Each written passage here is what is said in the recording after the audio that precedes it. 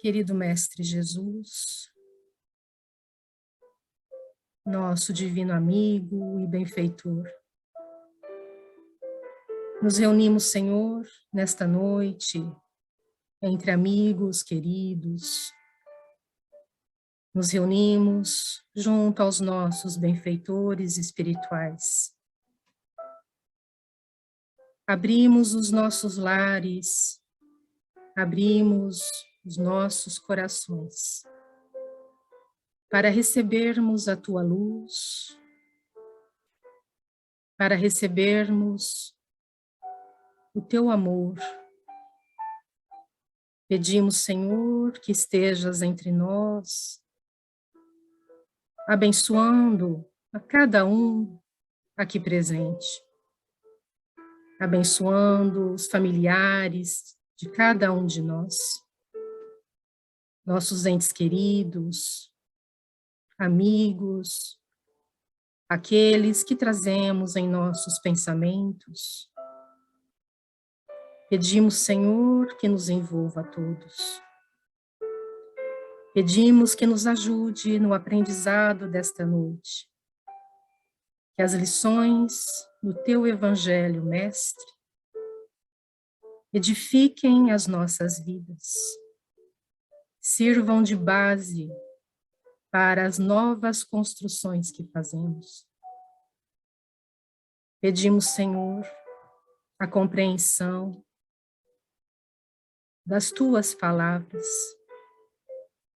para que transformemos as nossas vidas. Pedimos que segure as nossas mãos, Senhor, e nos conduza no caminho do bem. Que possamos seguir Teus passos, que possamos compreender cada vez mais que somos filhos de Deus, que somos filhos de um amor que transborda, que somos herdeiros deste universo maravilhoso, que somos espíritos imortais e que estamos aqui, Senhor, para crescer, para aprender, para nos transformarmos em criaturas melhores. Que a Tua presença em nossas vidas, Senhor, nos conduza a este objetivo, a esta finalidade. E que em cada dia das nossas vidas, em cada oportunidade, possamos colocar em prática os Teus ensinamentos de amor, trazendo para as nossas vidas a serenidade e a paz que vem do Teu coração. Fica conosco, Senhor, abençoe a nossa noite de estudo e que possamos sentir ao nosso lado, nos envolvendo, a presença destes benfeitores que nos guiam, que nos auxiliam, que nos intuem. Que eles possam nos abraçar e nos conduzir no aprendizado do Teu Evangelho. Fica conosco, Mestre, hoje e sempre. Que assim seja.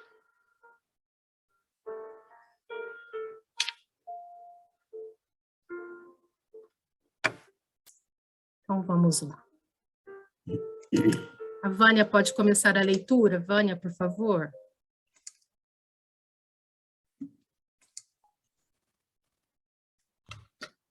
Estão ouvindo?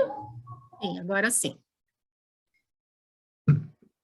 Nas culminâncias da luta, o dever.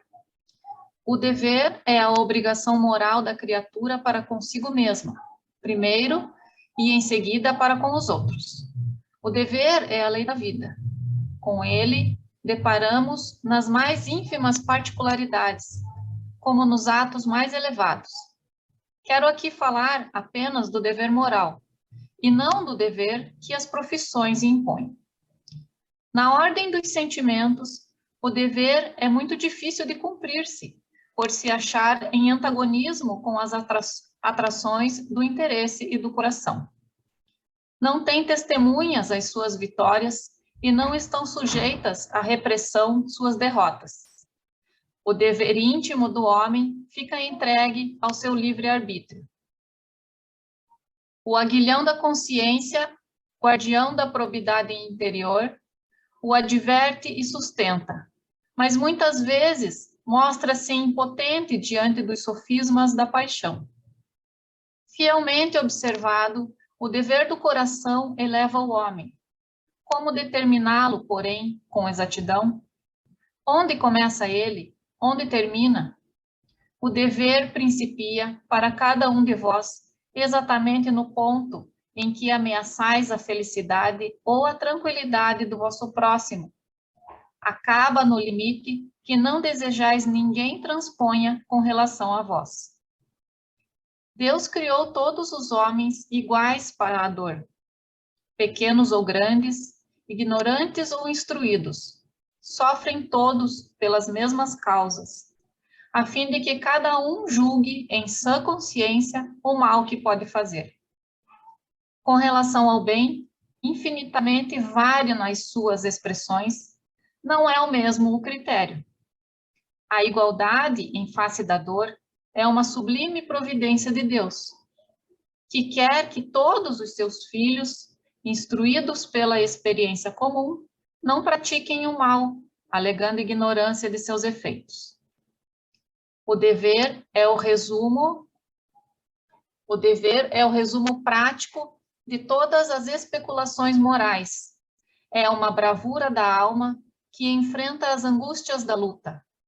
É austero e brando, pronto a dobrar-se às mais diversas complicações. Conserva-se inflexível diante das suas tentações.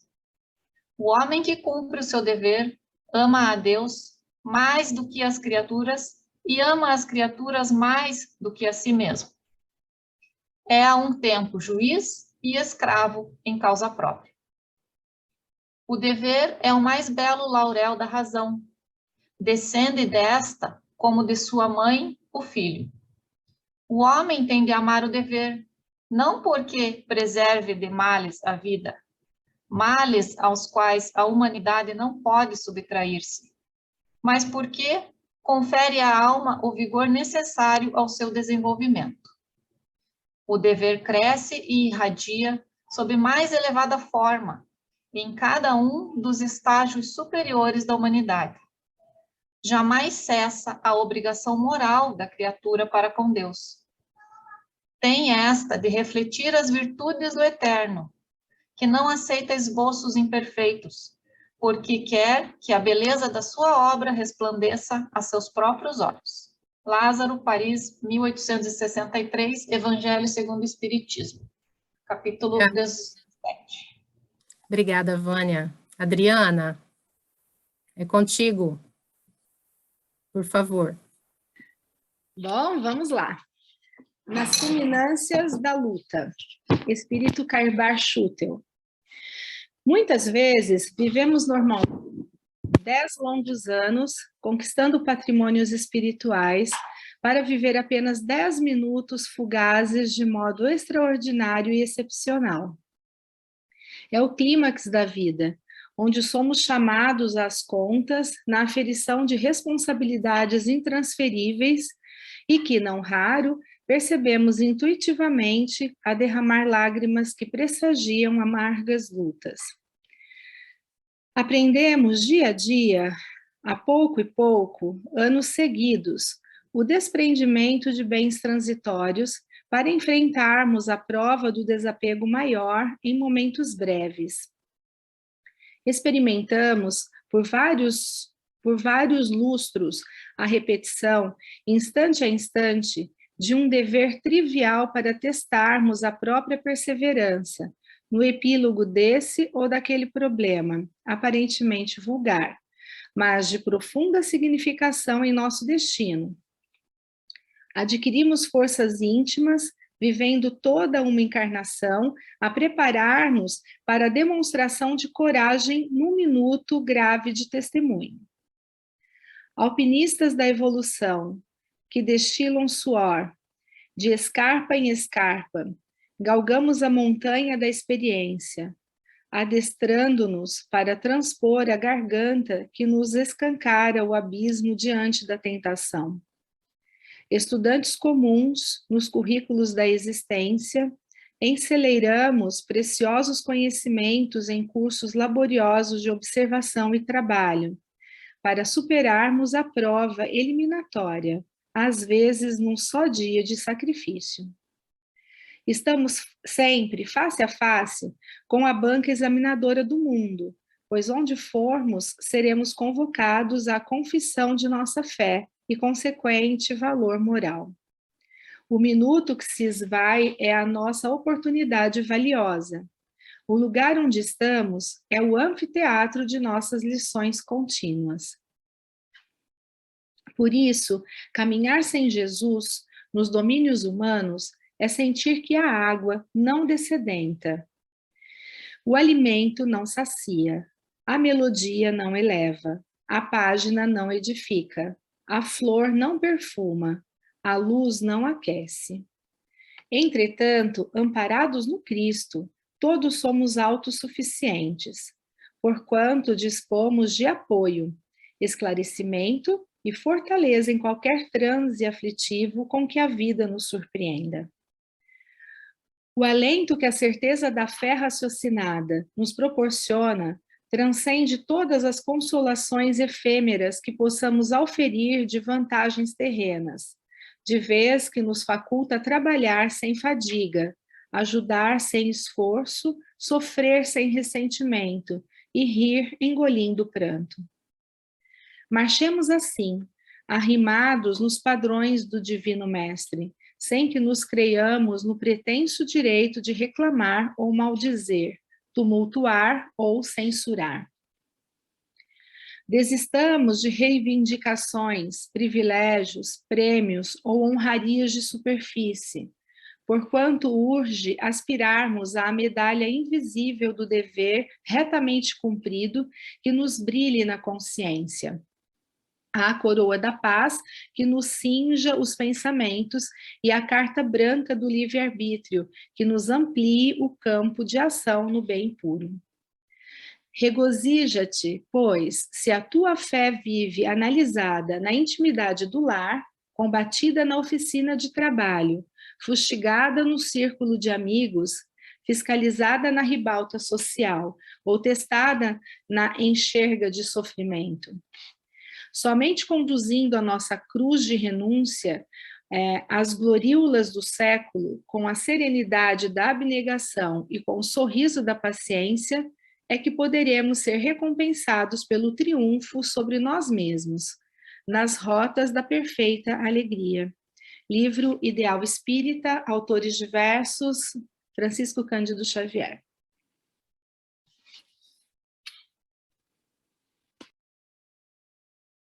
O microfone estava fechado. Obrigado, Adriana. Obrigado, Vânia. Temos um texto que nós já conhecemos, né? Ao menos já tivemos oportunidade de estudá-lo em alguns momentos, que é o texto do dever. Mas, combinado com ele, nós temos hoje um texto, que é o texto de Karbar-Schutel, um belíssimo texto, né? E que dá uma perspectiva sobre a questão do dever e dos objetivos da nossa vida. Eu lembro de ter participado recentemente de uma atividade e a questão era a conquista da felicidade. E o rapaz, no final, me disse,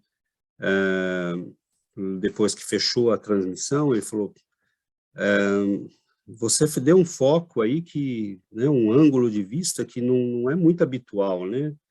Dizer que o dever é condição para a felicidade. Na verdade, não sou eu, né? Acho que está meio que implícito no que Jesus nos diz o tempo todo, no que o Evangelho nos diz. No entanto, fica sempre a questão, né? O que é que nós visamos como felicidade? E quando nós olhamos para a felicidade como uma conquista do indivíduo material, do indivíduo social, é óbvio que nós não estamos falando da mesma felicidade, né, que é aquela da alma eterna, que é aquela do indivíduo que vive muitas vidas. Então, a doutrina espírita, ela recoloca a nossa perspectiva num campo de visão muito diferente, né? Eu não posso mais olhar para a minha vida e para os meus objetivos e para as minhas conquistas como alguém que é materialista. Eu não posso pensar da mesma forma e nem agir da mesma forma. E nem ter os mesmos valores. A dor significa algo para nós e significa algo diferente para aqueles que não têm a mesma perspectiva espírita. As oportunidades são vistas diferentemente. Então, cada evento da nossa vida tem uma redimensão que é dada pela concepção da reencarnação, da imortalidade da alma, etc. E a questão que Kaibar Schutel coloca e que me pareceu muito ligada à questão do dever, né? Inclusive ele fala no final da mensagem, normalmente nós viemos a este mundo com propósito. E esse propósito, às vezes, daí, né, nós entendermos, por exemplo, quando o Espiritismo diz que nós estamos num mundo de provas e expiações. Isso não é teórico, né? Nós somos provados e muitas vezes espiamos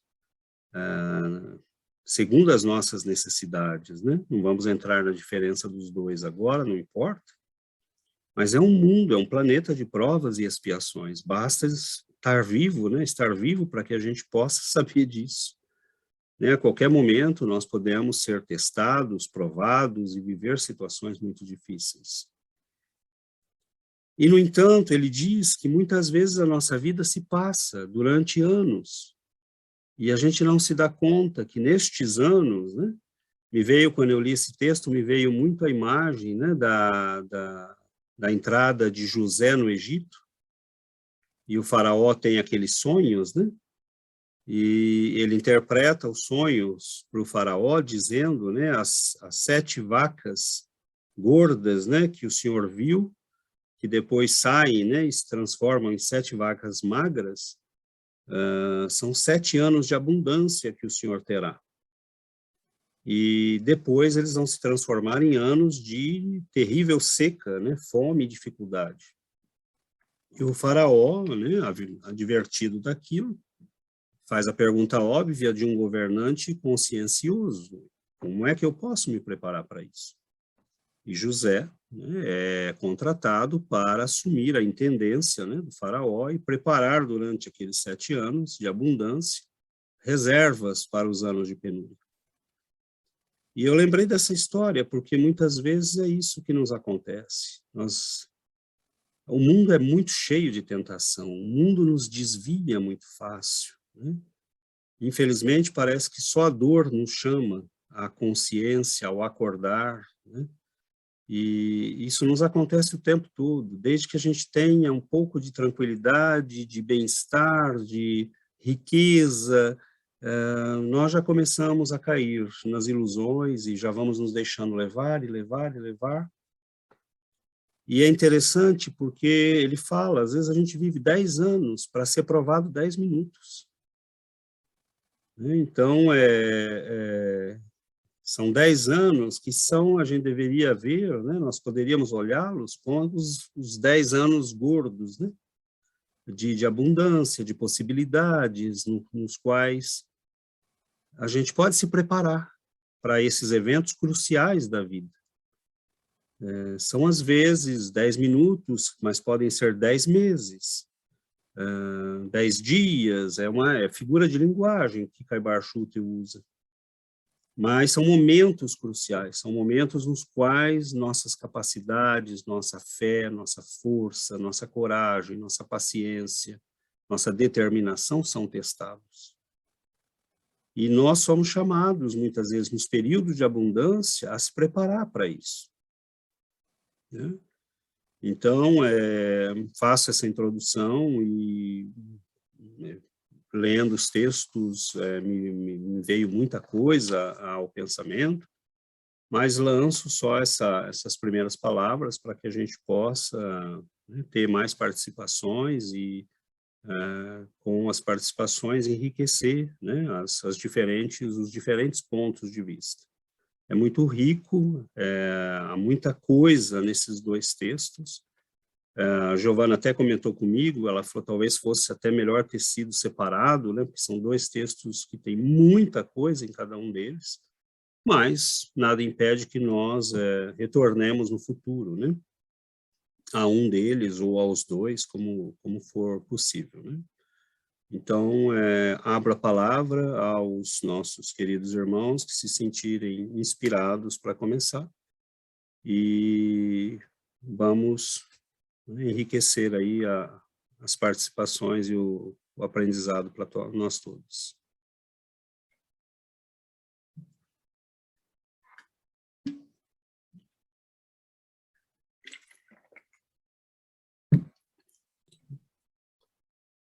Posso começar, então. Boa noite. É realmente um texto muito rico, e eu fiquei pensando qual, né, na verdade, tive que fazer uma escolha, né, o que eu gostaria de falar, porque senão eu ficaria muito tempo falando, deixar a oportunidade para todo mundo. Tem um aspecto nesse texto que me chama muito a atenção, que é a questão da intimidade do desenvolvimento moral. Quando a gente fala, porque ele deixa muito claro ali que é um dever moral, e o dever moral é uma escolha que a gente faz pelo bem, é você ter a capacidade de fazer a diferença entre o mal e o bem, entre uma boa decisão e uma não tão boa decisão, e escolher fazer o bem, porque isso é a coisa certa a ser feita, independente do que você pessoalmente vai ganhar com isso. Você escolhe fazer o bem porque é a coisa certa a ser feita naquele momento. Porque as leis de Deus que estão na tua consciência te dizem que aquilo é a coisa certa a ser feita. E isso é uma decisão pessoal, íntima, entre nós e Jesus. É um desenvolvimento que se faz de uma maneira, assim,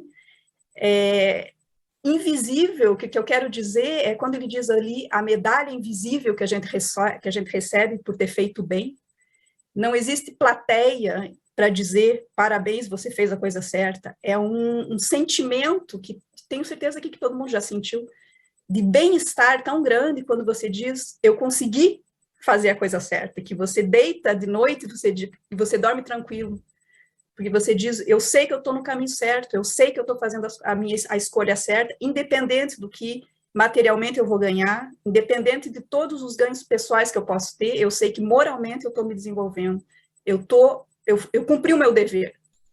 E eu acho muito legal ele dizer que isso não tem nada a ver com a tua profissão, isso não tem a ver com a ética profissional, não é porque existe uma lei, muito pelo contrário, tem muitas coisas que são legais e que são imorais. Então, é esse ponto de vista que eu gosto muito desse texto. Maravilha, obrigado, Val. Então, vamos lá, vamos abrir a palavra para que nós tenhamos, né, outras participações.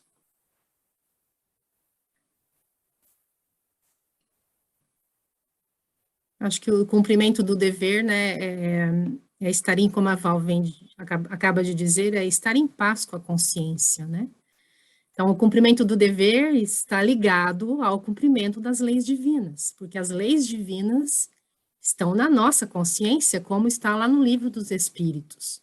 Onde é que estão escritas as leis divinas? E os Espíritos respondem, elas estão na vossa consciência. Então, cumprir os nossos deveres é cumprir com as leis divinas.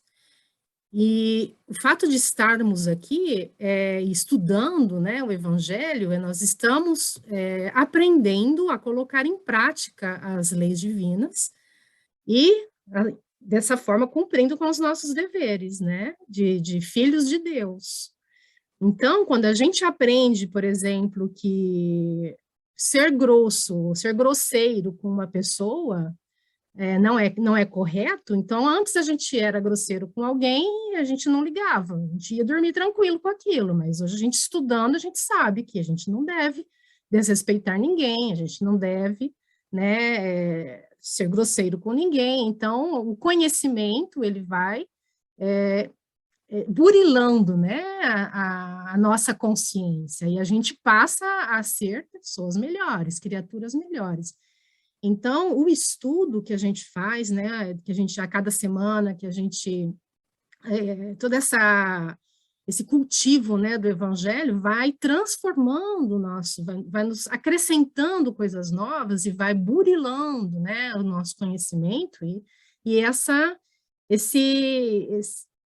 a prática, né, do bem e do amor, e nos colocando cada vez mais em contato com Deus, com o nosso Pai, nos aproximando dele, porque quando a gente vai trabalhando isso, exercendo, né, os nossos deveres e cumprindo com os nossos deveres de filhos de Deus, nós estamos, né, aprendendo e caminhando na nossa evolução. Então, acho que o cumprimento dos deveres, e quanto mais a gente vai conhecendo, maior é a nossa consciência e maior é o nosso empenho em cumprir com os deveres. Então, tudo que a gente tem feito aqui nos estudos, né, todo esse aprendizado que a gente vai acumulando, é para que nós coloquemos em prática, né, as leis divinas, para que a gente se coloque, né, junto, cada vez mais perto de Deus, e eu acho que quem que nos ensinou tudo isso, né? Ele fala, o Cristo, ele veio para abrir esse caminho, ele nos mostrou, né? Quando a gente fala de estudar o evangelho, é porque são as lições que Jesus nos deixou e nos deixa, né, todos os dias, para que a gente coloque, né, para que a gente siga o caminho, vá aprendendo, vá crescendo e colocando em prática, né, todos os seus ensinamentos e cumprindo com os nossos deveres, como filhos de Deus, que somos, espíritos eternos. Então, esse negócio de ficar, a gente é muito, a gente sempre diz, né, a nossa preocupação é sempre com a nossa vida cotidiana, com a nossa rotina, e nós nos esquecemos desse pequeno detalhe que faz toda a diferença. Nós somos filhos eternos, nós somos espíritos eternos, nós somos filhos de Deus e herdeiros de Deus. E a gente tem que deixar de agir como Giovana, né? A gente tem que começar a agir cada vez mais como espíritos eternos que somos e cumprir cada vez mais com os nossos deveres e colocar em prática as leis divinas. Então, no dia a dia, o crescimento se faz pouco a pouco, mas é na luta da vida, né, que a gente vai aprendendo, diante das dificuldades. Então, esse texto do Karbar, quando ele fala que a gente, esse início, né, que fala, são 10 anos de preparação para 10 minutos de sofrimento, mostra como Deus, nosso Pai, é bom para a gente, porque ele nos permite 10 anos de preparação, ele nos dá uma abundância de coisas, né, nós temos conhecimento, nós temos oportunidades de aprendizado, nós temos bênçãos todo o tempo, para que a gente se fortaleça para 10 minutos de prova. São nesses momentos em que a gente vai, né, mostrar para o nosso Pai que a gente está aprendendo. Mas ele não vai nos fazer provar nada se nós não estivermos preparados para essa prova. Primeiro ele nos fortalece, primeiro ele nos dá as oportunidades de crescimento e de fortalecimento. E depois a gente vai. Não tem como não ter, né, os momentos, são as provas, são as avaliações, né, o aluno estuda para ser avaliado, e assim a nossa vida também. Nós somos preparados para esses momentos mais difíceis, e só que a gente tem que aproveitar, né, desses momentos, são os momentos das vacas gordas, né, que a gente tem que se preparar para cultivar a paciência, cultivar a bondade, o amor, e quando, né, vem esses momentos mais difíceis, a gente vai estar preparado para passar por eles. Mas se a gente não se prepara, se a gente só deixa para orar nos momentos de dificuldade, nós não aproveitamos os momentos de tranquilidade para aprender, né, a nos aproximarmos de Deus, a nos colocarmos em contato com Ele. Então, é um alerta, né, para que a gente aproveite os períodos, né, de vaca gorda, né? E que a gente se prepare para os momentos difíceis.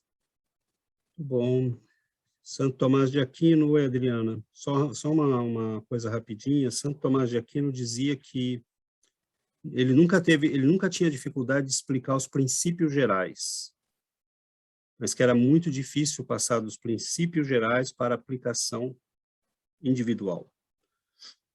Então, a gente aqui talvez tenha, né, a possibilidade de refletir um pouco como fazer isto, né?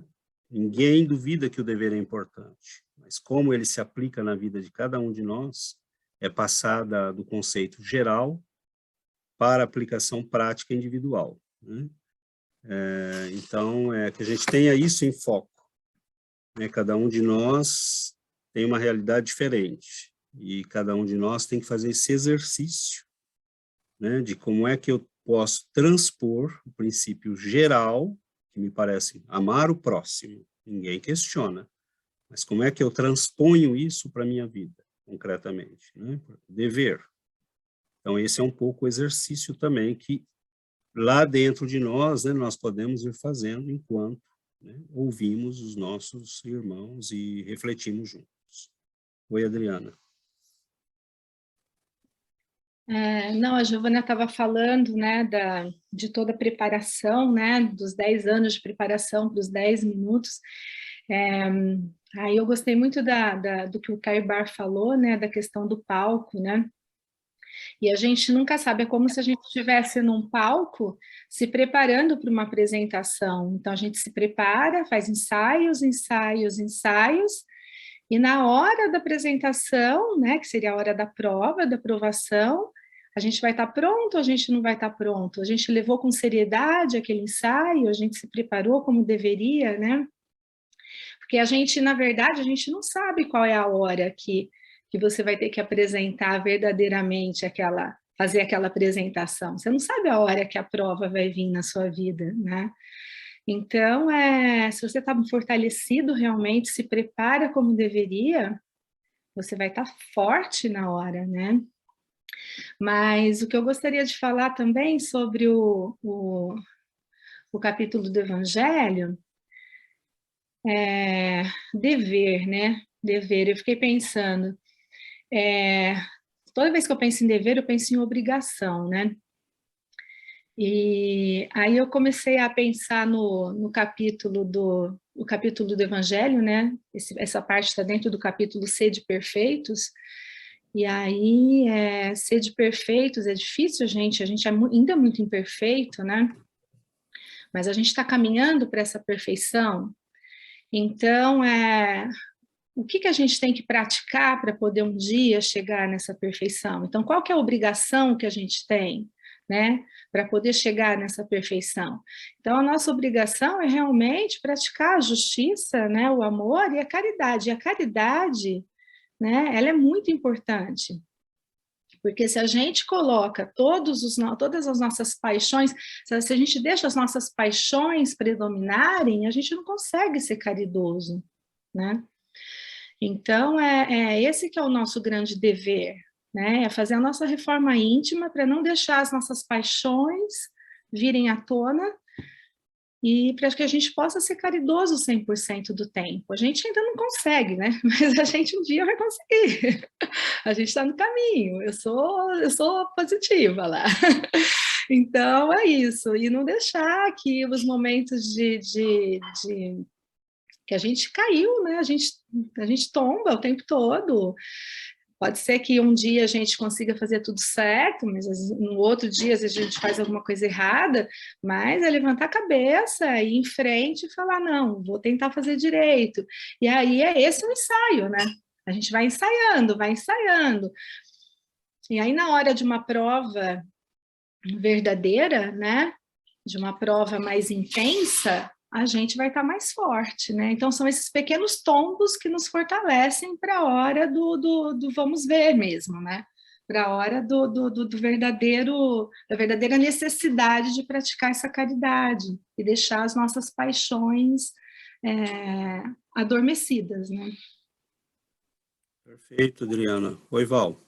Queria só fazer um comentário no comentário da Adriana. Não. Esses 10 minutos de prova não necessariamente precisa ser um sofrimento, né? Às vezes você passou 10 anos estudando o Evangelho e de repente você ganha na loteria. E daí? O que você vai fazer com os recursos? Qual é o teu dever moral?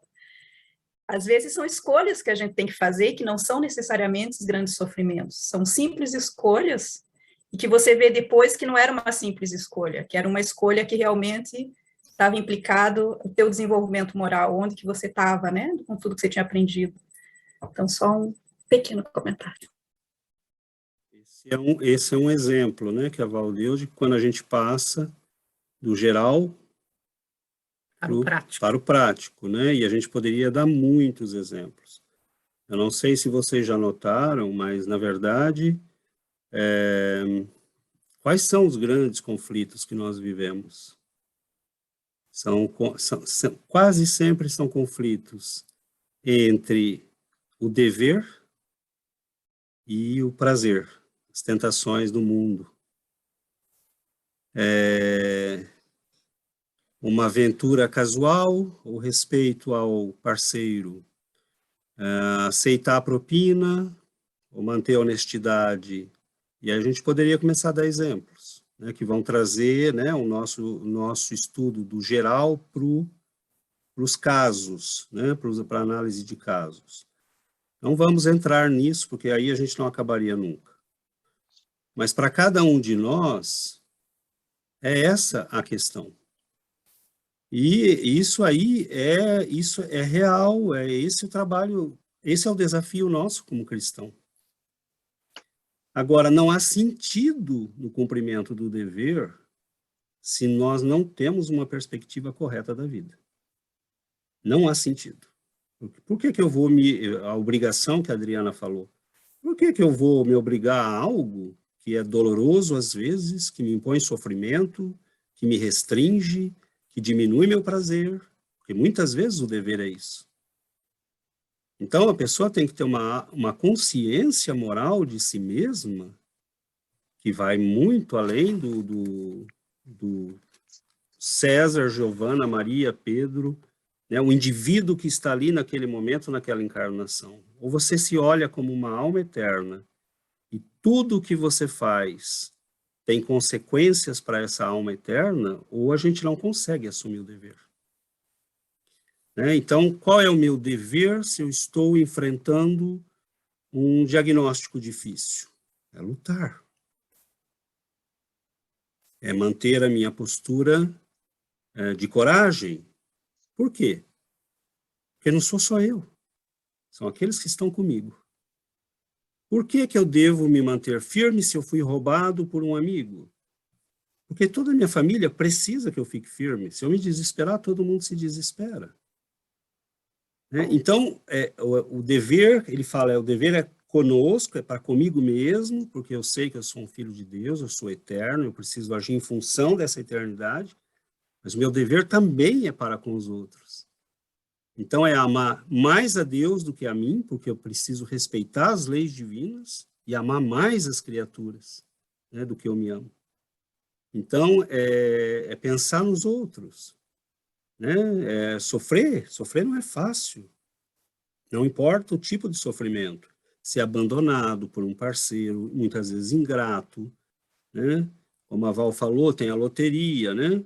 Aí você tem lá o sujeito que trabalha uma vida inteira com a esposinha do lado, dando duro, né? Fazendo tudo com ele, construindo patrimônio, e aí, né, ele bom, então agora já foi, tchau, não me interessa mais. E a gente poderia multiplicar os casos. Estamos aqui para julgar? Não. Mas a gente sente que em algum momento essa pessoa, né, alguma coisa não está legal. E a gente sabe, a nossa consciência, ele fala ali no texto do dever, a nossa consciência, guardião da probidade moral, nos adverte que nós caminhamos por um caminho que não era o correto. Então, essa fidelidade à consciência, que a Giovana falou, fidelidade às leis divinas, é uma escolha que nasce da maturidade moral. Ninguém nos impõe. Como a Val disse, não tem plateia. Né? É você com você e Deus. Eu assumo o compromisso de viver o melhor que eu posso, de fazer o melhor que eu posso, de ser o melhor que eu posso ser. de agir e não de ser perfeito. Eu não tenho condições de ser perfeito, né? Como a Adriana falou, a gente vai caindo, e cai, levanta. Mas ninguém impõe isso a ninguém. E eu acho que uma das coisas que a gente vai descobrindo é quando a gente sofre pelo não cumprimento do dever.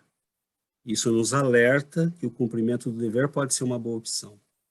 E quando a gente olha de lado, né, aqueles que caminham conosco, e vê pessoas que fracassaram no cumprimento do dever, e quanto isso pode ser triste.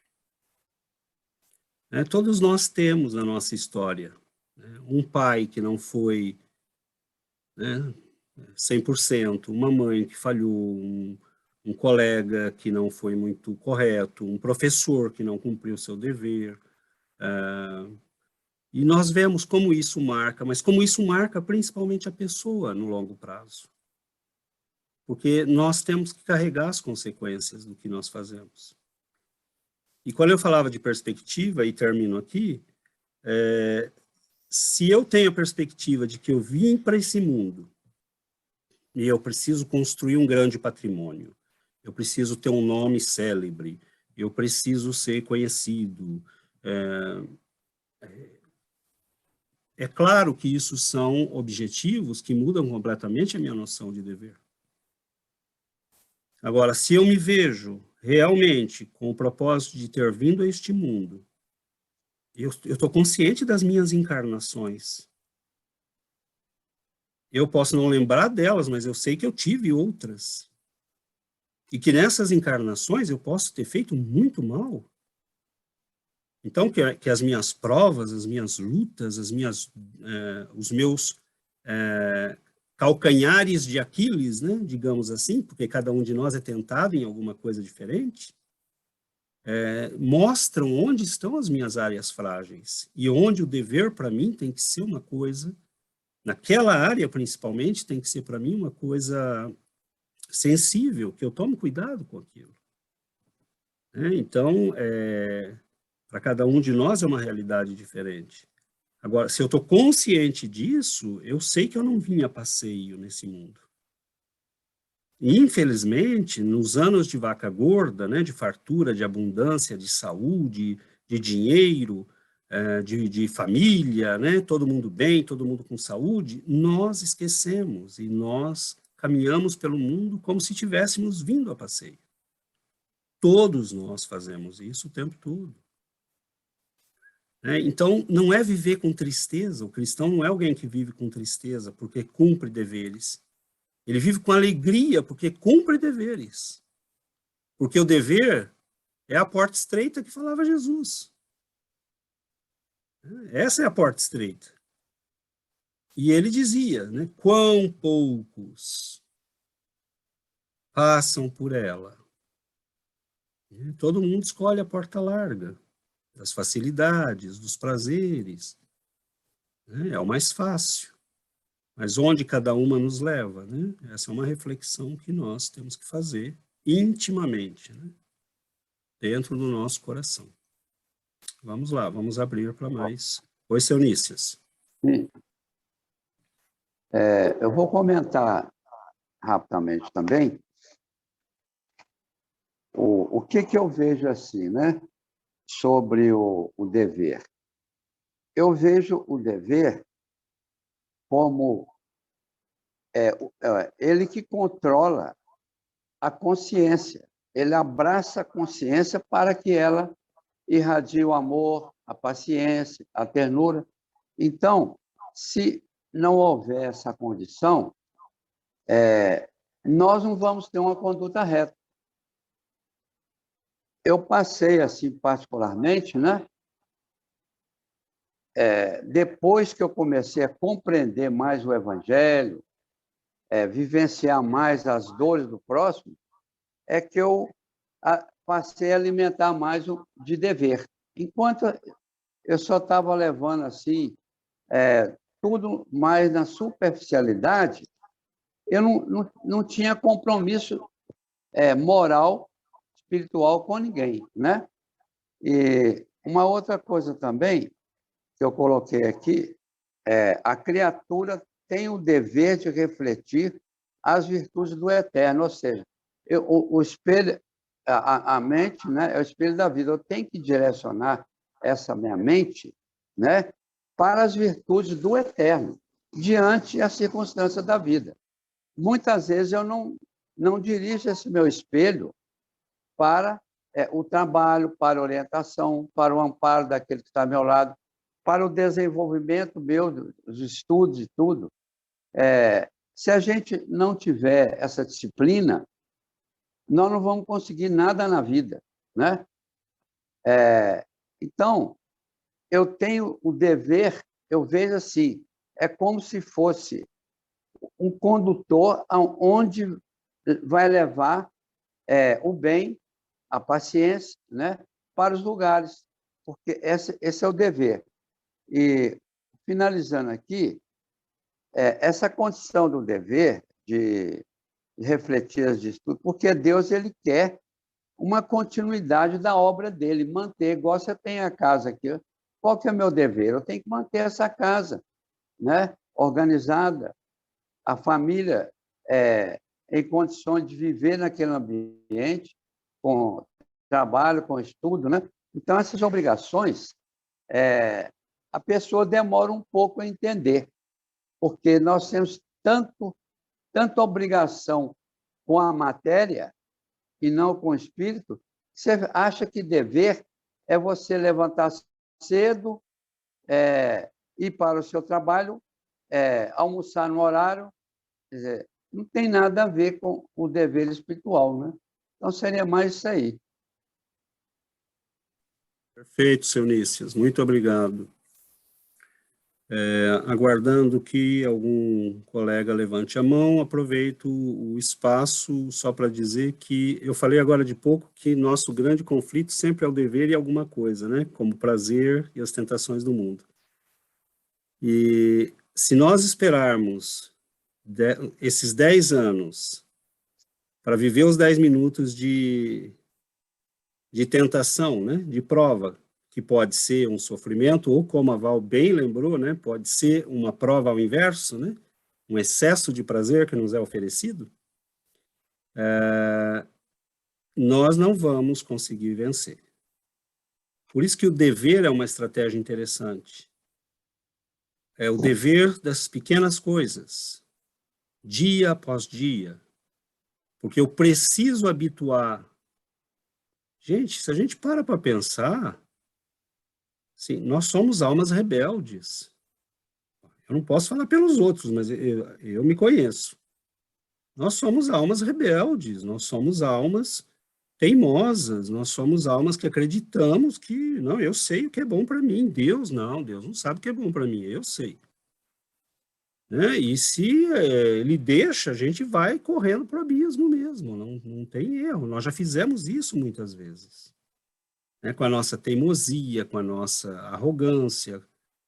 E é muito complicado, porque isso, quando nós nascemos nessa encarnação, eu trago comigo o produto de tudo que eu vivi, de tudo que eu cultivei, de todas essas personalidades que eu vivi e que foram, muitas vezes, rebeldes, arredias, que não queriam saber de nada com a lei divina.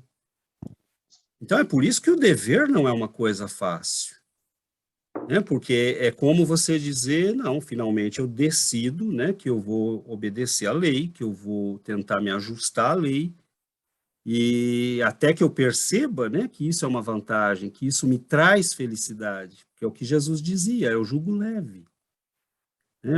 A lei é o amor, a lei é o respeito, a lei é a caridade, a lei é você, né, tratar o outro com dignidade, e você vai descobrir que isso é bom, que isso traz alegria para a tua vida. Mas a gente, no começo, resiste muito, porque a gente acha que toda restrição ao nosso prazer é demais. Toda restrição à nossa liberdade é difícil. Então, quando a gente vê exemplos, por exemplo, a mulher que disse ao marido, não, você vai estudar porque nós dois não podemos. Eu conheço casos. Né? Você vai estudar porque não dá para ir, né, irmos nós dois. Então, depois eu vejo, mas vai você primeiro. Então, Poxa, aquela pessoa está restringindo a vida dela em benefício do outro. Né? Uma mãe, eu lembro, né? Hoje eu hoje eu percebo, mas na época, quando você é criança e está com fome, você não percebe. Né? Nós éramos 4, minha mãe comprava 4 bengalas, né? E não sobrava uma faísca. Né? Mas hoje eu me pergunto, poxa, mas 4, nós éramos 4 filhos, nós comíamos 4 bengalas, e o que minha mãe comia?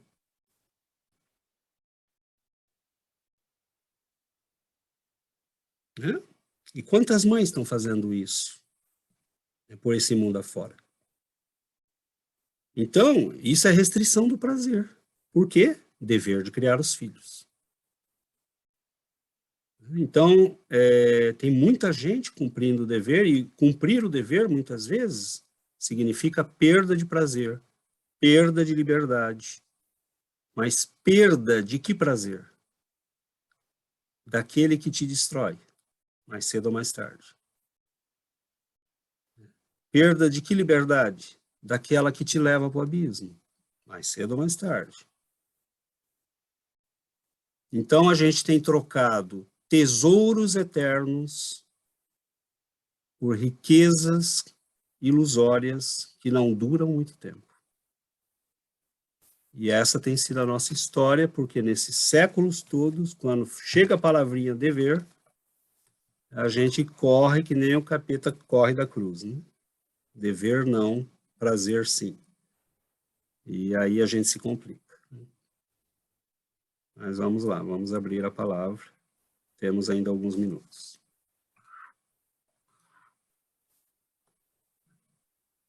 Eu não sou bom em telepatia.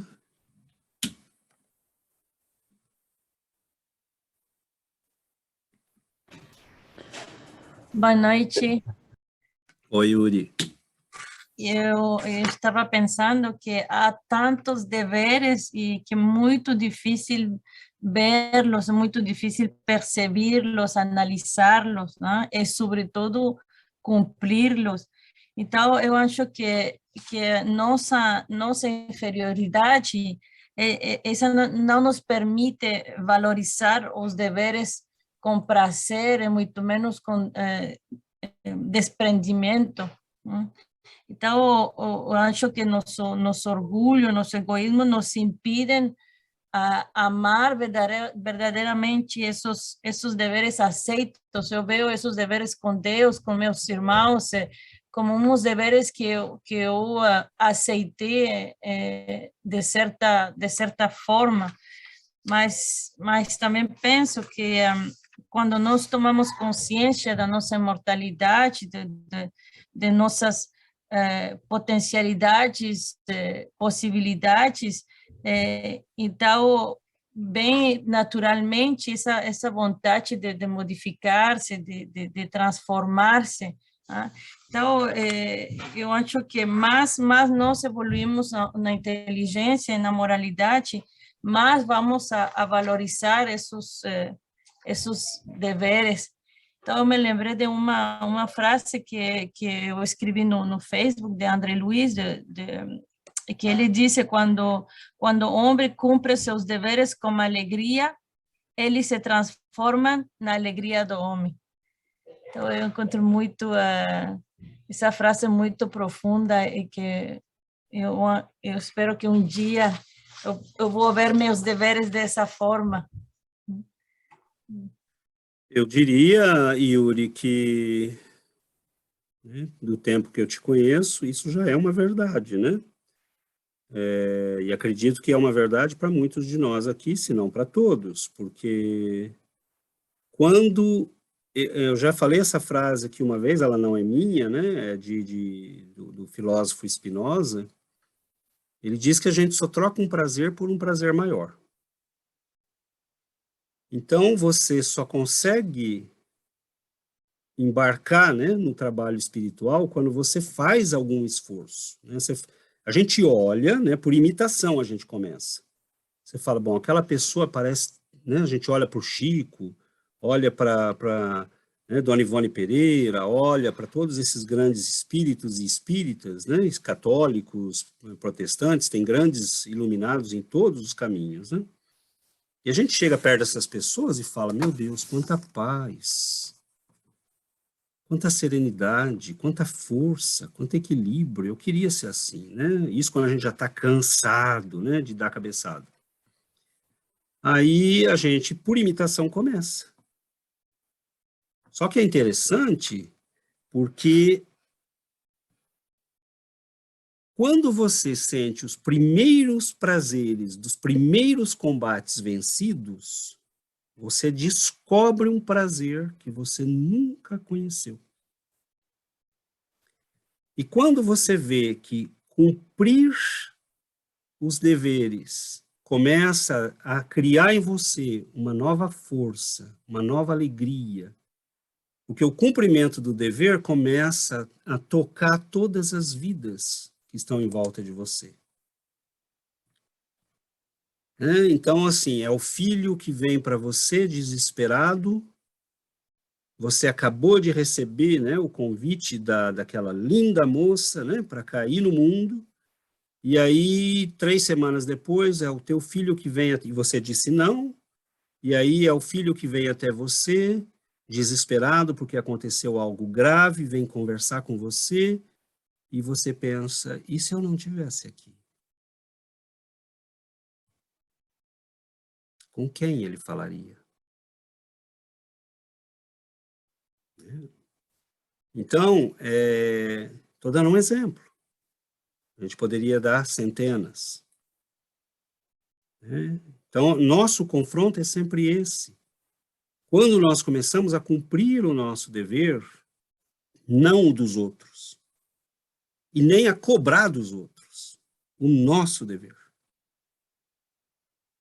A vida começa a funcionar de um jeito que todo mundo que está em volta de nós começa a olhar para a gente como um porto seguro. E as pessoas começam a dizer, não, poxa, né? Eu quero viver desse jeito. Mas muitas vezes exige sacrifício, renúncia. Então, nós estamos num mundo hoje que está dizendo para nós o contrário. Me surpreende, né, que nós estejamos aqui com 20 e tantas câmeras ligadas, né? Porque o mundo não quer escutar isso que nós estamos falando aqui. Mesmo nas igrejas hoje, se vocês notarem, vamos falar de sucesso, de conquista, de vencer. As pessoas não querem ouvir, tome a sua cruz e siga-me. Cumpra o teu dever. Porque é o que nós ouvimos o tempo todo. Não, caia no mundo. Primeiro você, faça o que te dá prazer. Você é importante. Não, nós não somos importantes nesse sentido. Nós somos importantes quando nós fazemos algo que transforma a vida das pessoas que estão conosco, uma vida melhor. Então você não está preso no seu dever com a sua mãezinha doente. Você não está preso no seu dever com o teu filho doente. Você não está preso no seu dever com o teu marido doente. Você tem uma belíssima oportunidade de crescimento, de amor, de conquista.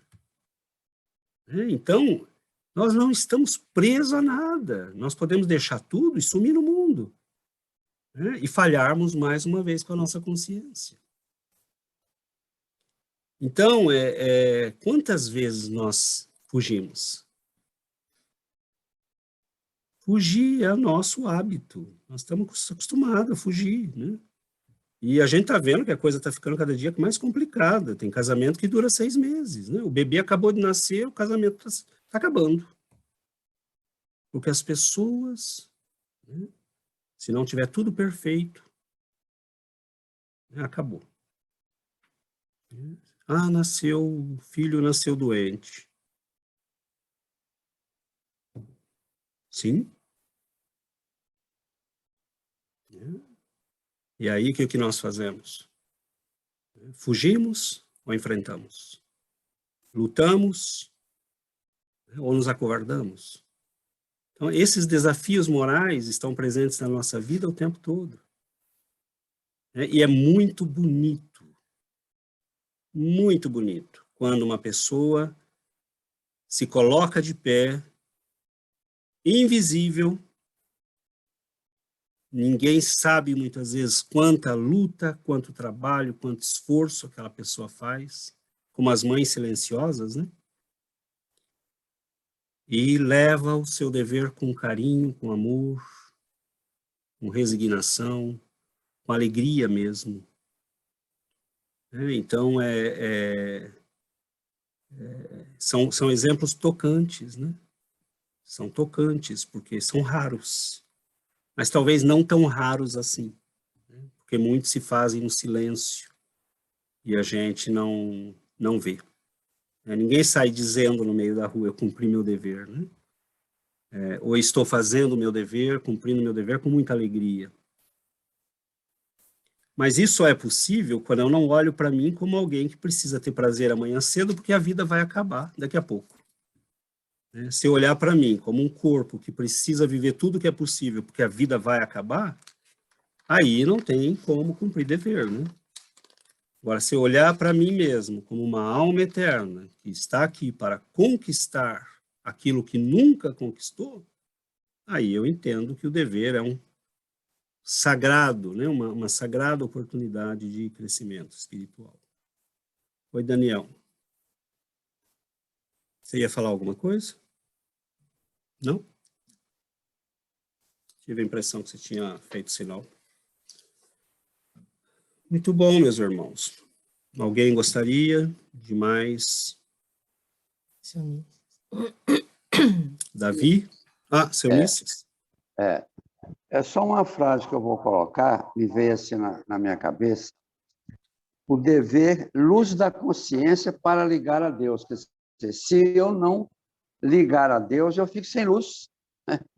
Eu não consigo manifestar o amor, não consigo manifestar nenhum valor para a sustentação do bem na Terra. Estou vendo, assim, veio assim uma luz assim, sabe? Ligando essa tomada a Deus, e começou a sair assim esse pensamento. Eu só gostaria de voltar Perfeito, seu Ulisses. Obrigada, seu Ulisses. Uma frase que o César falou, né? A gente só troca um prazer por um prazer maior. Então, quando a gente conhece a vida com Jesus, não tem nenhum outro prazer. Nenhum outro. A gente poderia aqui, eu falo assim, a gente poderia ter um estudo desse por dia, porque é tanta alegria que a gente tem, nós fazemos vários estudos por semana, mas a gente teria ainda, nós temos 2 noites mais livres assim, mas a gente teria a vontade de fazer dessas 2 noites ainda mais estudo. Então, quando a gente passa a viver com Jesus, quando ele faz parte da nossa vida, não tem nada mais que vale, nada mais vale a pena. Porque a gente sente a alegria, né? Como a gente sempre repete aqui, tem uma benfeitora que fala, não existem cristãos tristes. Os cristãos, quem conhece Jesus é feliz, é alegre, sabe enfrentar os problemas com tranquilidade, com serenidade. Então, não existe, a gente vai passar por aflições, vamos sim, mas quando nós temos Jesus conosco, a gente tem força, né? Tem brilho, tem serenidade para qualquer tipo de... E os deveres não são nenhum problema, a gente vai cumprir com os nossos deveres, nós estamos aprendendo, nós vamos errar, vamos, mas Jesus vai estar lá para nos socorrer, para nos fortalecer, para nos ajudar a superar os problemas. E com isso eu gostaria só de voltar num pedacinho que eu achei muito lindo no texto do Caibar, ele fala, por isso, caminhar sem Jesus nos domínios humanos é sentir que a água não dessedenta, que o alimento não sacia, que a melodia não eleva, que a página não edifica, que a flor não perfuma e que a luz não aquece. Nada tem sentido se a gente não tem Jesus conosco. Nenhum prazer desse mundo tem sentido. Então, é essa busca de colocar Jesus nas nossas vidas e não lembrar de Jesus somente quando os problemas batem na nossa porta. É a vida com Jesus todos os dias, é trazê-lo para a nossa vida, para cada minuto de vida, porque é dele que vem a alegria, é dele que vem a força, é dele que vem o amor que transborda, né? Então, não existe nenhum outro prazer maior que esse. Então, quando a gente encontra esse prazer, não faz nada mais faz sentido. Nenhum outro tipo de prazer. E é isso mesmo, né? Exatamente isso. O Yuri? Eu acho que esse processo de cumprir nossos deveres é também como uma autoeducação. E é uma autoeducação que é muito lenta, muitas vezes. Mas isso vai nos ajudar, pedimos, para o desenvolvimento da disciplina, muita paciência também. É um processo, né, Yuri? E a gente não pode se surpreender, porque quando a gente olha no domínio da ciência, né, a entropia é sempre uma coisa muito fácil, né? Entropia, se você trocar pela palavra correspondente no português, é desorganização. Então, a desorganização é fácil, né? É só você deixar uma casa sem ninguém fazer nada que coloque ordem, aquilo vira, né, uma bagunça. Então, dobrar roupa é mais difícil do que deixar a roupa jogada. E o nosso processo de crescimento, né, de aprendizado espiritual, ele passou por uma entropia muito grande, porque a entropia exige menos energia. Por isso que é mais fácil se perder na tentação do que resistir à tentação, né? Se desorganizar do que se organizar. Então, hoje, a nossa autoeducação, ou seja, o cumprimento do dever e fazê-lo com alegria, nós sofremos no começo, né? Porque é o contrário, né? Você precisa, não está mais na desorganização, mas na organização. Então, chega a ser científico, se a gente pode dizer assim, né? Só que esse sofrimento e essa dificuldade é só no começo. Porque quando a gente começa a sentir as primeiras sensações deste prazer, a gente começa a se dar conta que estava vivendo uma vida miserável. Uma vida miserável. Porque a gente não sabia o que era prazer. Então, essa é uma descoberta que é da maturidade da alma. Quando a gente ora e sente aquela energia toda que vem, quando a gente está, né, cumprindo o nosso dever e sente aquela paz, aquela lucidez, e isso começa a se multiplicar na nossa vida, nós não queremos mais viver sem isso. Tanto que alguns santos da igreja, né, sofriam muito naquilo que eles chamam de períodos de aridez. Eles oravam e não sentiam aquilo, não conectavam, né? Estavam fazendo aquilo que faziam sempre e não sentiam. Então, muitos choravam, porque diziam, Senhor, o Senhor me abandonou. Né? E aí, eles próprios dizem que isso também era um período de provação, para que eles aprendessem a perseverar.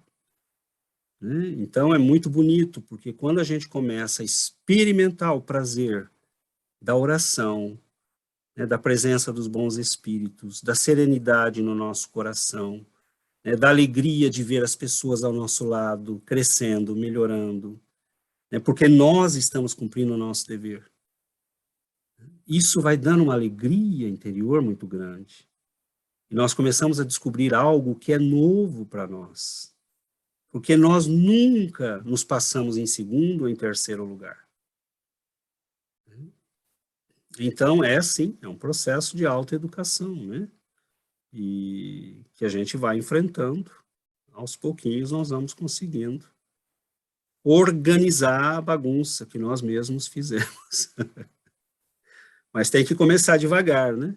Oi, Daniel.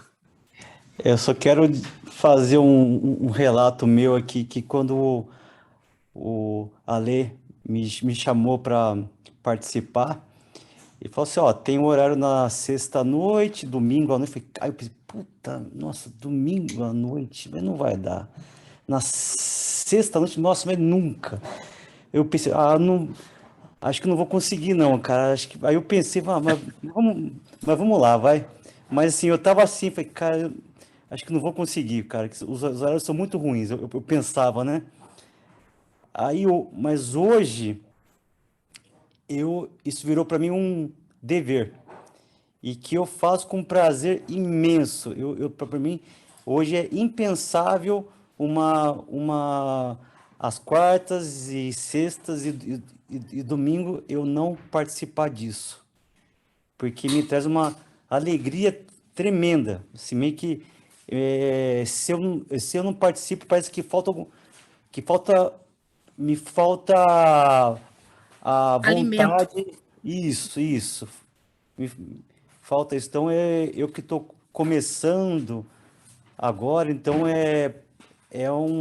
eu até achei que foi rápido, eu achei que fosse esse processo um pouco mais longo, mas hoje isso para mim é esse dever novo que me apareceu, que eu não tinha, que eu não percebia, hoje para mim é parte esse, essencial da minha vida. Então, agradecer até vocês e o Ale que me puxou aí. Tá bom. Maravilha, Era isso. Daniel. É isso mesmo, né? Quando a gente descobre isso, acabou. Ninguém precisa mais convencer a pessoa de nada, né? E aí a gente lembra, né? Que Jesus tinha dito, né? Eu sou a água viva, né? Aquele que tomar dessa água nunca mais terá sede. Então, que a gente possa chegar nesse estado, né? De não ter mais sede das coisas do mundo, das misérias às quais a gente se habituou. Né? Mas tá ótimo, eu acho que nós estamos caminhando, então, para o final. Oi, Adriana. Não, eu só queria falar uma coisa rapidinho, que eu pensei nisso sexta-feira, quando a Carolina deu o depoimento dela, que eu fiquei muito emocionada, e hoje também o Dani falando, mas eu acho que essa mudança que está acontecendo na vida de vocês, que é lindo de ver, é porque vocês estão tendo olhos de ver e ouvidos de ouvir, né? Que vocês estão abertos para isso. Porque quantas pessoas são chamadas e não vêm, né? É um número muito maior do que os que aceitam o convite, né? Então, acho que o mérito é todo de vocês, porque vocês estão prontos, né? Tantos amigos que eu gostaria que estivessem aqui vivendo isso que a gente está vivendo e eu não consigo trazê-los. Parabéns para vocês, viu? Bom, Adriana, é isso mesmo, né? Quando a alma está madura, está pronta, né? O mestre aparece e ele chama e a pessoa está pronta para atender. Né? São corações que já viveram muito, né? Acho que o Davi quer falar. Você quer falar, Davi? Davi? Você queria falar alguma coisa? Sí, muito obrigado. Estaba pensando, creo que César eres telépata, ¿cómo mudar o prazer que uma bebida inebriante nos dá? Pelo bem que nos dá beber água pura. Como sair do desejo pelos prazeres terrenos que estão aqui, pelos celestiais que não vemos? Sabe-se que o alcoolismo, a toxicodependência, os vícios, são formas artificiais de compensar um vazio da alma. Vamos começar a desfrutar da alegria dos eternos prazeres do espírito, que naturalmente deixaremos os prazeres efímeros da terra. Es un proceso, hay que poner la voluntad de uno, la voluntad, y hay que disfrutar los placeres del cielo. Hay que empezar. Oración, meditación, la alegría de vivir. Isso mesmo, Davi. Exatamente. Só para completar o que o Davi vem de dizer, eu vi essa semana falando, um palestrante dizendo, desperta para a condição de vida eterna. Veja para onde você está destinado. Sai lá fora, olha as estrelas na noite do céu. Essa infinitude é herança tua, na condição de filho de Deus. Você está destinado a conhecer tudo isso, de beleza e felicidade que não podemos sequer imaginar. Então é isso. Olhamos para as estrelas e isso vai nos motivar a mudar todo dia um pouco. Terrível, né? Porque a gente aí não consegue sair daqui. Mas Olhamos para o tentar. espiritismo. Não, é porque as coisas vão nos lembrando, né? Eu lembro de um texto rápido do Chico que o Bacelli registrou, e ele diz os espíritos superiores, né? Os anjos, que são verdadeiros anjos, né? Eles têm uma compaixão por nós imensa, porque eles passaram por aqui, né? Eles passaram por aqui, então eles olham para nós com um amor imenso, eles vêm até nós porque eles sabem o que nós estamos passando.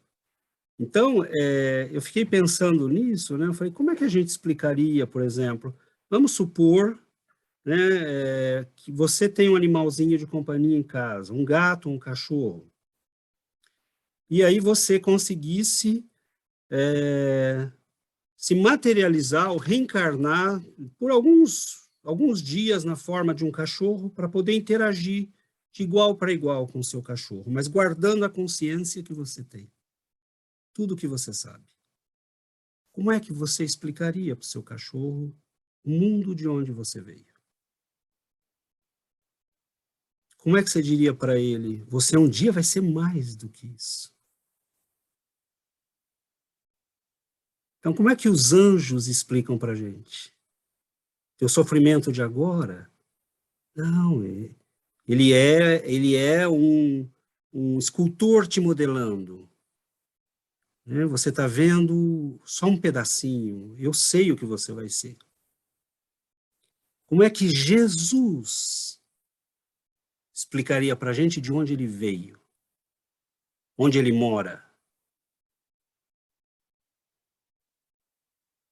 Não tem como. Só a gente indo para lá, degrauzinho por degrauzinho. E tudo que ele pode falar, confia em mim. Continua no caminho que eu estou te falando. E você vai chegar e você vai entender. Então, confiar. Né? Ele não teria descido das alturas que ele desceu para nos enganar.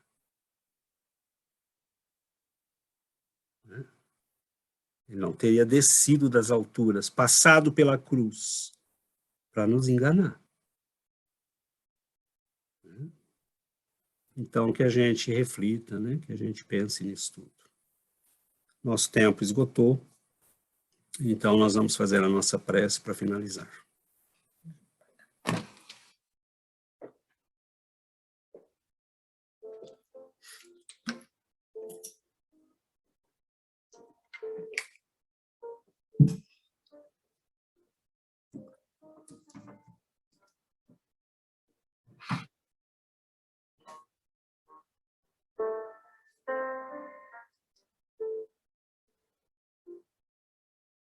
Querido Mestre Jesus, luz abençoada, sol divino, que desceu das alturas celestiais, que foi acolhido nos braços de uma mulher terna e corajosa, que foi amparado por um homem generoso e bom, que caminhou entre nós, que viveu conosco, para nos mostrar que um reino de luz se esconde em cada um de nós. Nós o estaríamos procurando, Senhor, este reino, fora de nós. E o Senhor desceu das alturas para dizer olhe na direção certa. Siga comigo. Cumpra teus deveres. E você entenderá. E nós olhamos, Senhor, para o teu imenso amor. Liberta-nos, Senhor, da ignorância, da rebeldia, da revolta, da tristeza vazia. Liberta-nos, Senhor, do nosso egoísmo, para que nós possamos olhar para este universo infinito e vê-lo nos olhos da pessoa que está ao nosso lado, nos olhos de nossos filhos. Ali se escondem milhões de estrelas, de galáxias. Ali se esconde, Senhor, o teu amor. Tira, Senhor, a cegueira dos nossos olhos. Ensina-nos, Senhor, a acolher o amor de Deus nos nossos corações.